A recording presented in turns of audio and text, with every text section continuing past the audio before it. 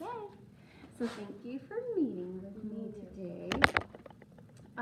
So what we're going to do is we're going to talk about guided reading, because we had talked about wanting to learn more about centers or how to work at teacher table and a guided reading format. And so we're going to go over the next step in guided reading. It's by Jan Richardson. Okay. And then along with the Fontes and Pinnell type of guided reading plans. Sounds good. Do you have any questions about anything that you want to know right off the bat? Or? I guess centers is a big part of what we do and how we run the classroom. So I guess my questions for you are like, what do you do for different centers for your kiddos, and how do you manage those and get them going on that? That is perfect. So I marked things in this book that I found to be useful and helpful. Okay. And I actually marked some centers in here and some workstations. So there's a lot of different things that we can do for our primary grades. Okay. And one thing you could do is book boxes. So you can have students have a personal box or a bag, so a gallon size bag or a box. And once they leveled up, or they're on their leveled reader, then you put that in their specific box. And I actually have an example for you. Yeah, that's a great idea. I can show you.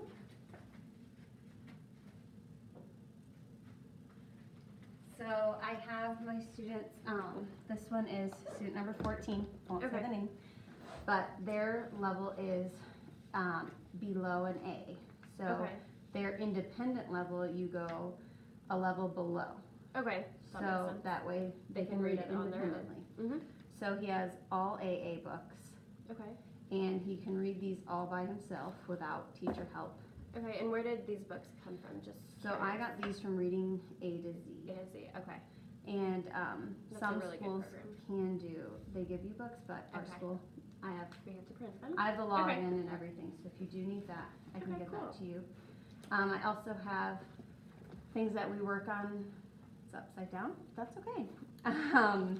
And we're working on short vowels. Okay.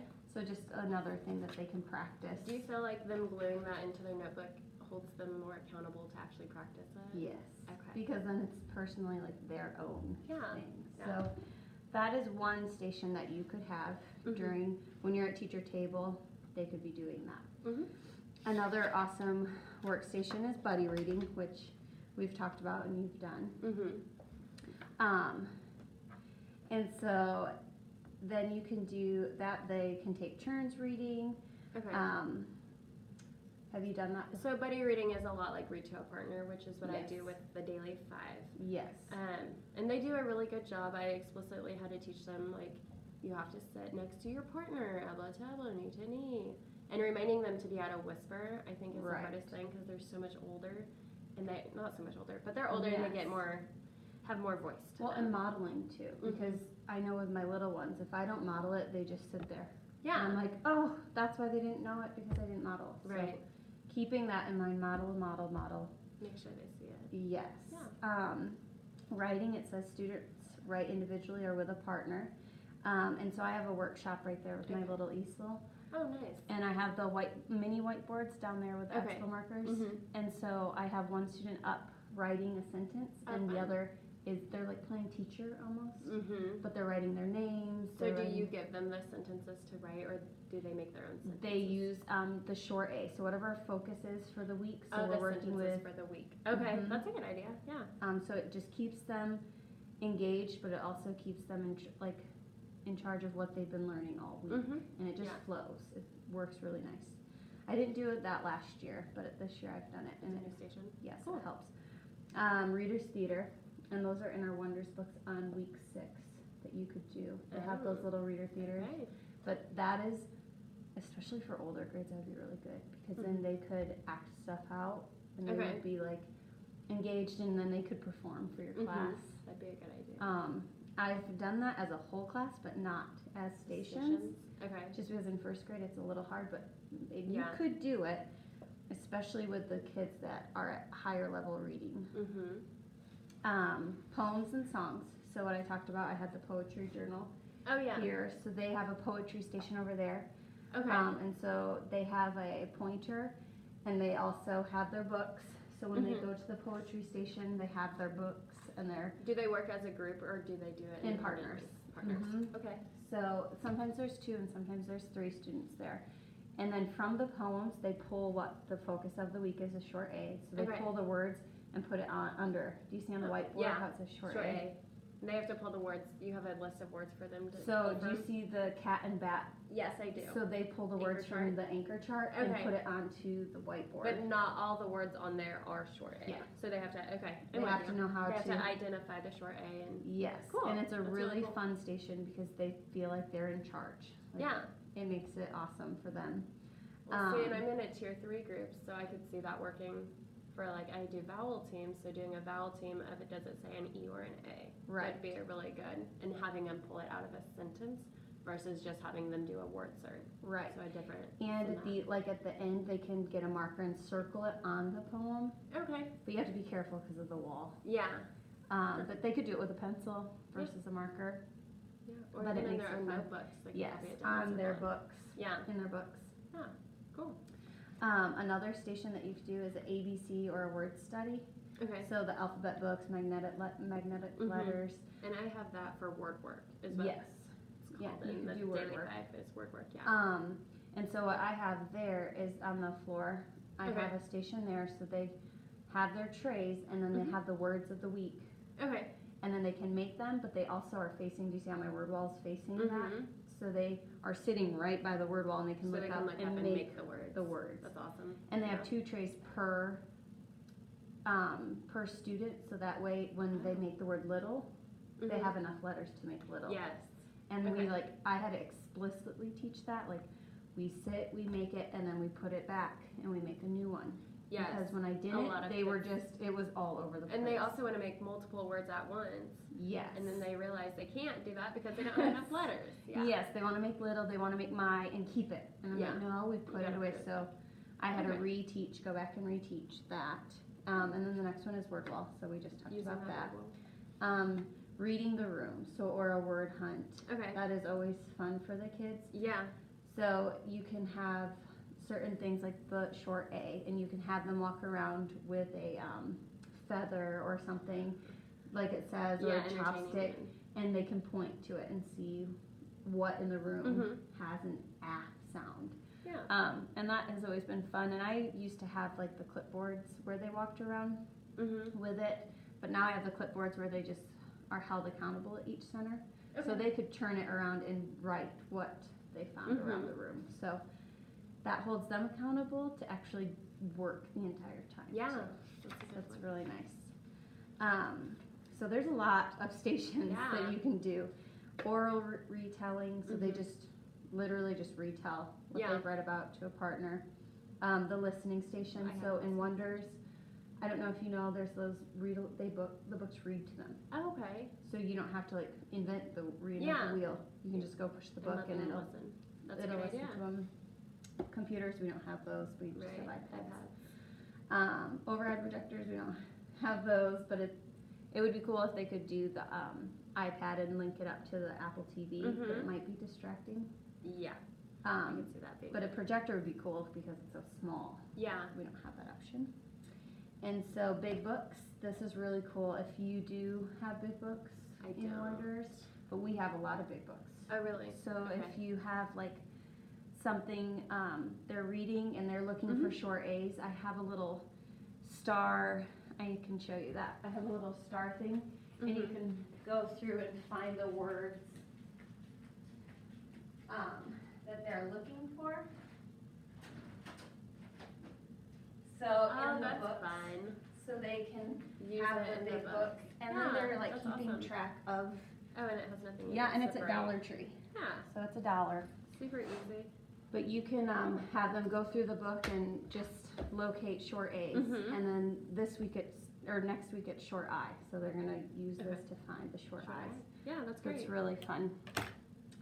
And the library. So students select a book and they read it to another student Mhm. or a stuffed animal. So I have all my stuffed animals Yes. right there, We had a stuffed animal day today, so that. and I just pass them out, and I I typically go order number, so then the next day I start at The where I next left off. So everyone gets a chance. Okay. So it keeps it friendly. Mhm.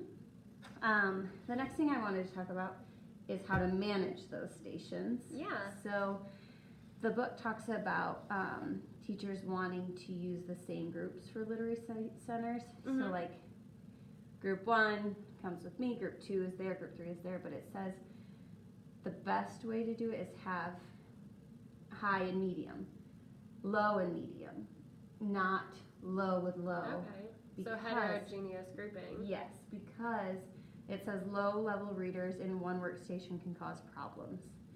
Huh. So, Uh-huh. because they might not know what to do or they might Right. be doing it wrong, so then you'll have to unteach Okay. and then reteach how to Mhm. do it. So, that's just So, something. as you of can right look now, at. are you doing heterogeneous grouping when they're not with you? So, since it's like our first week into the unit, Yes. we're just getting used to the idea of Of doing Okay. teacher table, centers, iPad stuff. Like, Okay.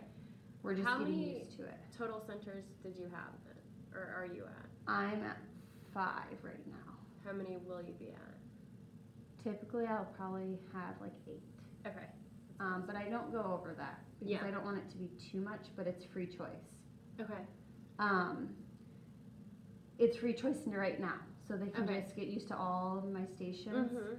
But once it is time, do you see it says like team 1, team 2, team 3? Mhm. And then you'd say you're at word station, you're at science station, you're at buddy reading. Mhm. And then it makes it so it's nice when they're at teacher table, when they're with you. Mhm. These kids can go to stations. Oh, those kids, it's just, it flows. Okay.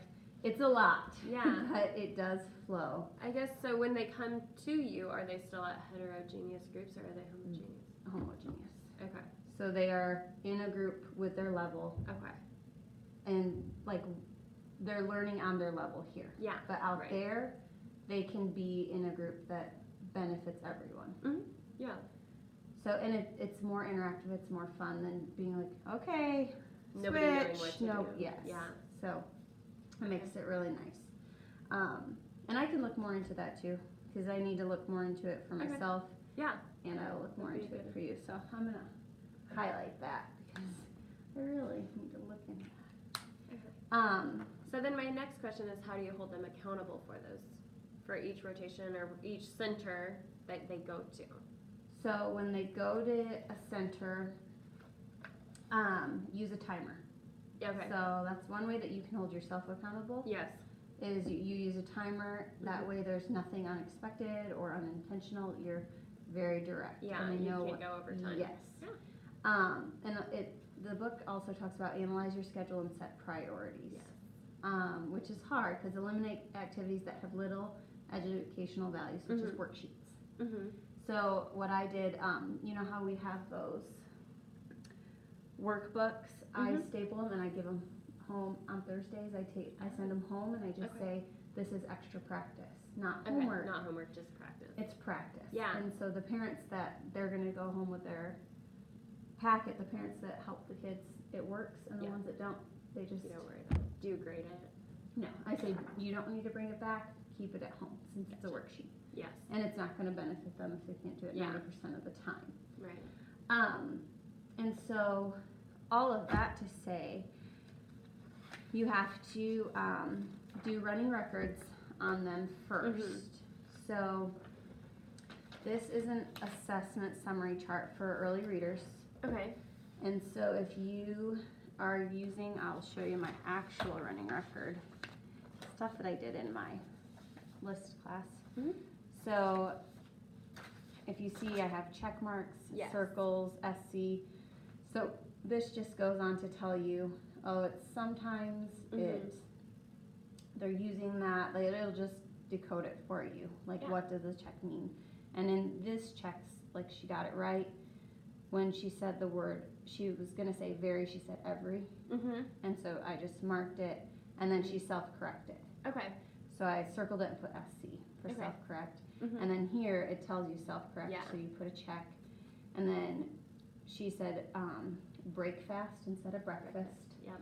So I marked that. Okay, so my question to you is, how does this, because this is Fontes And Pinel, yes. How would you compare this to the Acadians one? Or do you not do Acadians? The Dibbles one? The Dibbles, Do you guys Dibbles test? we do. Okay. But it doesn't, Like, do you like this one better? yes, Okay. because it gives them their exact level. Okay. So then for her book bin, I knew exactly she was What? a level E, but Mhm. she was a D For her for her independent independent level. Yeah. And then she could be E or F when she was with me. Okay. Because at the end it asks you to do a retell. So Okay. what she understood and what she Mhm. didn't understand. So then she showed a little bit of a low score for comprehension. Yeah. So she would have been an even higher level, but her comprehension was just Not there. She Not wasn't there. understanding that. But she was also an ELL student. Okay, so the concepts are more difficult. Yes. Yeah. So it made sense. Like she could get there. Uh-huh. All the kids can, but keeping the running record helps. And I kept a running record for all my students. So I would Okay. track them every week. Okay. And so or every time I tested.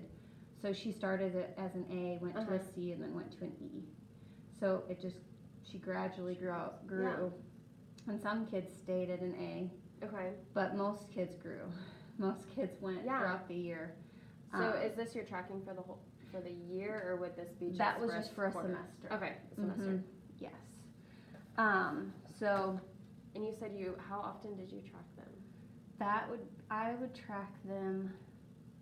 Basically, I would say, like, if I noticed that the student, I'm like, oh, she You're is improving a lot. really getting it, Yeah. and she's reading without thinking, like she is Yeah. just fluent. Mhm. I would test her just to see if she could level keep her out, going. like keep leveling up. Yeah, that makes sense.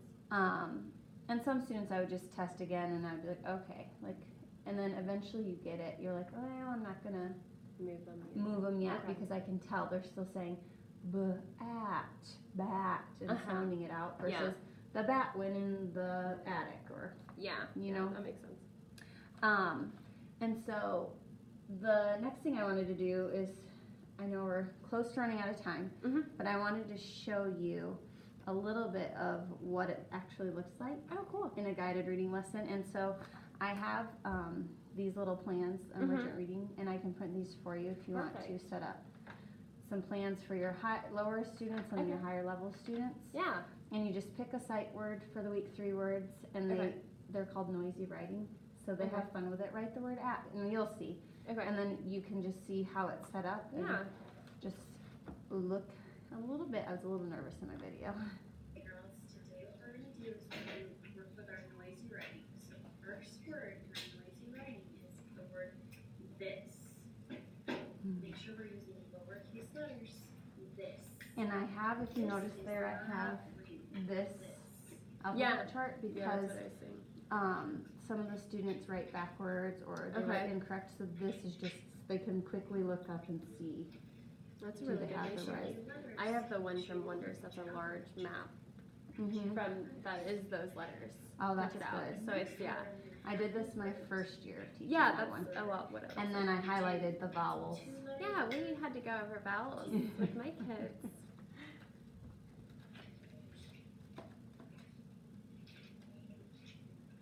So they're doing the noisy writing, and if you see I'm writing, I'm just jotting down, okay, she could do it with no effort. She is Yeah. missing her vowel sounds.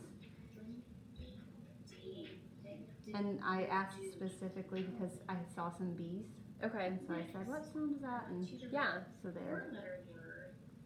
What? What? And always using it in a sentence for them Mhm. because they sometimes hear something different than what Yeah. things say. So the word what is a tricky one though because Yes. it doesn't, you don't sound it out. Yes. How do you teach them? Like, do you have because I have third graders who are struggling with, they want to sound it out because that's what we're working on, those skills of sounding out. Right. But with some sight words, you It's don't. a high frequency word. So they it's should a word. automatically see it, It's know a it. picture spell word. So that's what I call it. it. Okay. So I tell them like it's a picture Each of word. a It's picture. something that you have to picture in your memory because it's Remember. not gonna come out of your mouth like how you want it. How you? Yeah. Like does. I told them like I would want to spell that D-U-Z. Right. Does. But it's not. It's a picture word. And even showing them like picture words. Yeah. And we actually That'd be have a good what? reminder. This week We have what As your as a word. Yeah. So they know it. Yep. Yeah. This way. Now I should have put your stuff. Okay. No, that's awesome. So I will get Places that animals live. back to you about the managing the Yeah. time and some more details about that because I think I could grow more with that as well. Okay. And Sounds good. yeah. So Anything else? for Thank you for meeting meeting with me and Yeah. helping me. Of course. You've been great This is and so teaching me a lot about it. Thanks, girl. You're welcome.